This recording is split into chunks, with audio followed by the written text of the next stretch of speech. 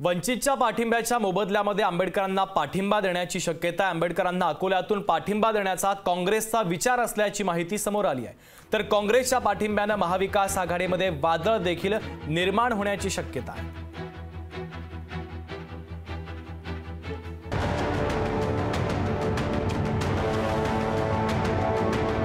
वंचित बहुजन आघाडी मवियात नसली तरी वंचितनं काँग्रेसला 7 जागांवर पाठिंबा देऊ केलाय।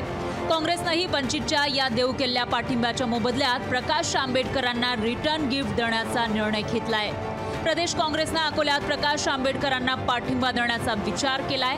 याबाबत काँग्रेस हायकमांडला कळवल्याचं वडेट्टीवारांनी सांगितलं।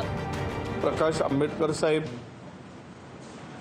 हे जर पुन्हा काँग्रेसच्या 7 जागांना पाठिंबा देत असतील तर अकोल्याच्या जागेच्या संदर्भात पुनर्विचार व्हावा असे अनेक आमच्या कार्यकर्त्यांची आणि नेत्यांची मागणी आहे।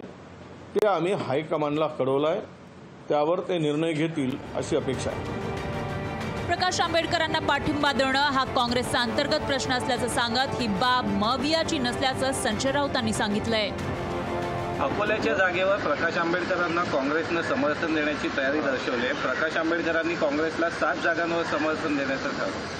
हा काँग्रेस पक्षाचा अंतर्गत विषय आहे, पण महाविकास आघाडीत त्याच्यावर चर्चा होऊ शकते, एवढंच मी सांगितलं। काँग्रेसच्या अकोल्यात पाठिंबा देण्याच्या भूमिकेवर राष्ट्रवादी शरदचंद्र पवार पक्षानंही नापसंती दर्शवली।